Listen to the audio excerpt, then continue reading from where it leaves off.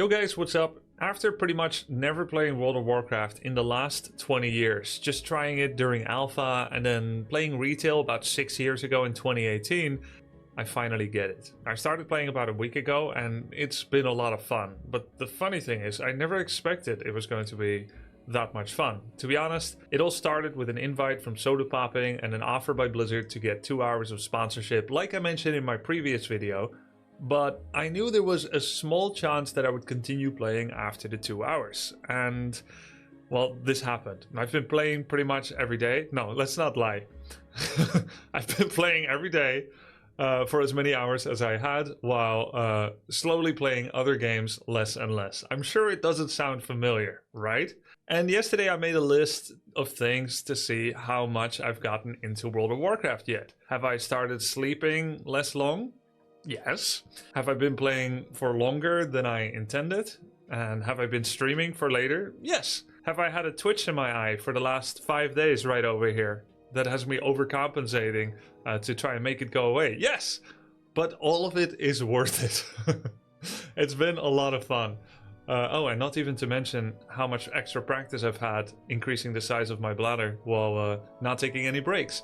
Yes, you see, in the competitive games that I've been playing, I can take breaks any 15 minutes when the game is over. But World of Warcraft is never over. So essentially, it's this really long game. Instead of 15 minutes, it's the rest of your life, right? You're playing the game the rest of your life. You guys know this. Some of you may have gotten away. But I'm not getting away, and I don't want to get away. And here I am just summarizing the last week and how I finally get what makes WoW fun. Because I was afraid it was going to be maybe boring. Why? Because WoW is an easy, slow game where you are not directly competing against other players. So therefore, how can you show that you're better than other players? You know, without buying the $90 mount in retail. That of course shows one of them. And of course, how many mounts you have. And maybe for the niche people that are doing Mythic Plus dungeons and doing PvP and so on. But overall, it is more collaborative in nature than something like Dota 2 or Warcraft 3 or Starcraft 2. So is that going to be fun for me, someone that has been playing competitive games for so long? And I thought maybe it wasn't, because the last few RPGs that I've played, I've been thinking that it's a little slow. Now, don't get me wrong, the single player RPGs, fantastic. Baldur's Gate 3, Divinity 2, even though I didn't finish the campaigns, I can see that they are stellar games. I really enjoyed them, and I only stopped playing them for content reasons. Content is always important because it gives me the permission to play games. Otherwise, I would just be a gamer. I would have another job somewhere else. None of you would know me, and I would be a gamer. I would play a lot, and I would finish Baldur's Gate. But as a streamer, sometimes you have some different prioritizations because you need to make sure it's at least good content for people to watch. But anyway, I digress.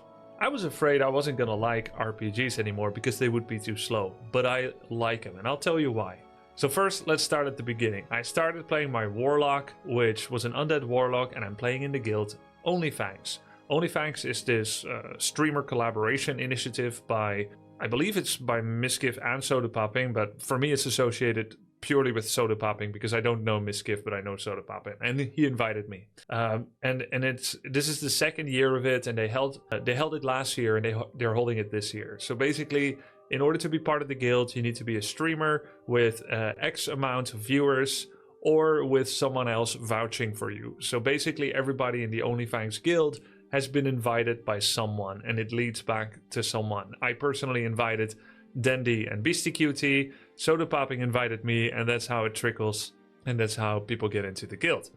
And so what is the purpose of this guild? Well, you know, I had known and heard about guilds for a long time, and I had heard about, you know, the old stories in the news where companies would hire guild leaders because of their ability to deal with the guild members. And I always thought that was a cool story because it created this overlap of the gaming world and the corporate world, and I think I wanted it to be true that develops useful skills, or shows at least that you have those skills of leadership, of managing the mania of all these gamers together in a guild. But I don't know if I ever truly believed it. In my mind, it was always someone that was kind on gaming, that worked at the news, but they had a secret gaming double life, and that's why they wrote a fluff piece like that. where somehow WoW guild leaders are actually highly sought after in the corporate life. I still don't know if it's true or not. I just had my prejudgments, if you will. But I've been seeing how Sodapoppin has been dealing with some of the crazy stuff in OnlyFans, like when there was recently a cheater and he decided to make content out of it, and he got attacked and murdered in a coliseum in the game. And I thought that was a spectacular event and a cool way of dealing with it. And there was a bit of drama around it that I haven't gone into. I was actually ready to go into it, but no one in my chat asked my opinion. So if I gave my opinion, chat would probably be like, who asked? So we never got there, which is fine, right? We're not focused on that. But I thought it was a cool, spectacular event. And I see how then sometimes not everyone liked how it went. And then Sodapoppin has to deal with that and set the rules and the boundaries and so on. And I think I kind of started to get it. The kind of organizational skills, the kind of stressors that come towards a guild leader, and then in how they're dealing with that. So that's an interesting aspect of it. My own experience with OnlyFans has been that I have gotten to know a small amount of creators so far, big and small. Zaryu, Ampy. Ampy is actually not in the guild, I think, right? But I've gotten to know him through WoW. Unsalted Salt. I'm still trying to get together with Dendi, but he's out-leveled me because I died once and he didn't die. Oh, he is in the guild? Okay, cool. Ampy's in the guild as well. And he's actually going to coach me this Friday, the 29th of November. And I reconnected with Dante's after the Warcraft 3 FFA event, and with Vey and with Sodapopping, Vey being Sodapopping's girlfriend, Sodapopping being Vey's boyfriend. And I'm starting to see the social aspect of it. And it's not just the people that are in the guild. It's also the world of Warcraft. There's this guy. He has been consistently making an account named Pissjob, which was my warlock's imp. It was the name of the imp of my warlock, Pissjob. And there's this guy, he made the account Pissjob. And so when my warlock died, the imp died, of course. And so I could never see Pissjob again. And I had kind of gotten attached to him. So when I started my new mage character, because I wanted to try a new class, Pissjob was gone. But within seconds, Pissjob appeared in the reincarnation of an undead priest. And he said, "I'm still here, boss. I'm still here, master." And he kneeled. And ever since then, over the last 4 days, he's been making tastefully rare appearances. It's not like one of the, the bad stream snipers that I had during retail when I tried 6 years ago. That there was a club of people following me and they were killing all the mobs that I wanted to kill, so now I didn't even know what I'm doing, but my quests are getting completed. Or like the stream snipers or griefers that some other streamers have, where they keep spam inviting the streamer so that he accidentally clicks accept once, and then he gets layered into another version of the same world where enemies are alive, and then they end up dying to it because they're playing hardcore and suddenly they're surrounded by these monsters, and I don't even know why they clicked accept. But like, who's doing that to them? I've been very lucky with, someone role-playing and just appearing sometimes, giving me a buff and then leaving. And not to mention the 2 times Pissjob and I nearly died. And I got away, but Pissjob regrettably died. But then he makes a new account and he comes back again. It's been a lot of fun. It's been a cool storyline. So in World of Warcraft, there's this social aspect, these collaborations with people like, Dante's, Dendi, Zaryu, Unsalted Salt, where you get on voice together, you do this content, you do this raid or some quests, you talk a little bit while you're on the Zeppelin, and it's been a lot of fun. And I don't know that I've ever really gotten anything like that in other games. We had the coaching sessions during Dota 2 that were fun, and I was able to hang out with people, but it was very focused on the game as well. And WoW has highs and lows in terms of the freneticness of activity.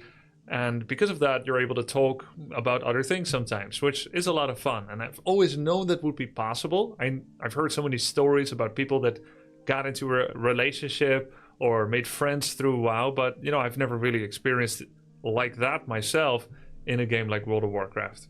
So that's cool. So what happened with my Warlock? Last video I made, I said I haven't died yet. I actually ended up dying inside the game a couple of hours later, and I need to watch my nomenclature because I keep telling to my wife, Tyler 1 died, Misgift died, and she tells me, you gotta specify it's in the game. And I'm like, I thought you would understand. She's like, no, you're shocking me with the... I'm like, oh, Tyler 1 died. In the game. Okay.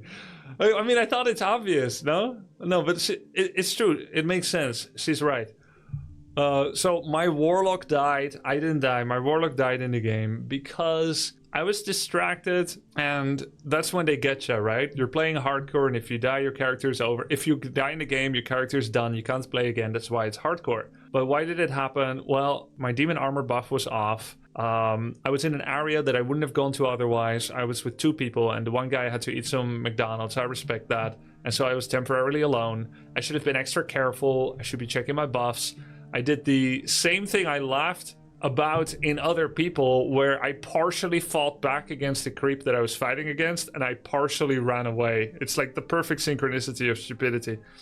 And you know what's funny? When I laughed about other people dying like that, I knew then it's gonna happen to me, because it always happens like that in real life. It's because my lack of empathy for their death, because I think it's funny, it's gonna karmically bite me in the buttocks, because apparently I'm not careful enough about that potentially happening to me. And so the death, in a way, it was a good thing, because I became more careful, and I died at level 15, I started over with mage, and now I'm level 20, so I made it further. And I haven't died yet. And I won't laugh at anyone else dying anymore in the game, so that it won't happen to me too, right? Hopefully. Anyway, jinxed. Knock on wood. So what is next? I'm starting to make baby steps into area of effect farming, but I'm also understanding that this is fraught with perilous danger in the game. So AoE farming in as a mage in World of Warcraft is apparently where you try to pull anywhere from 3 to 8 mobs, 3 to 8 creatures, creeps if you will. You aggro them towards you with the various different spells, then you lock them in place with a Frost Nova, you cast a Blizzard, you do some Cone of Cold, and then you do some Arcane Explosion. The whole point of it is to kill creeps faster than you otherwise would. So if the amount of effort expended and the amount of risk, we're not even talking about the risk of death in the game. If the amount of effort and time expended because you did it inefficiently and you need to regenerate yourself up are outmatched by what you could have achieved by killing 1-by-1 creeps, then the whole point of AoE farming in terms of efficiency is already cancelled out. It's forfeit. If you're not doing it faster than you would 1-by-1 farm, then it's not worth it. The only thing it could be worth it is that it looks cool. You're doing a lot of area of effect spells, and maybe you think it's fun. So if you think it's fun, good. No time is wasted if you think it's fun. But for efficiency's sake, which is part of the reason why some people AoE farm, you need to do it very well. And I don't have that skill yet. But this Friday, I'm going to maybe receive some coaching from Ampy, who is a high-level hardcore mage player that AoE farms a lot. And he's going to try to teach me. But it will be fraught with danger in the game, because even when he's coaching me, it could still go wrong if I click the buttons wrong. So I don't think I'm actually gonna end up with it, because I'm too scared, and being scared is good, and I'm a lot more scared now that I've died once in the game.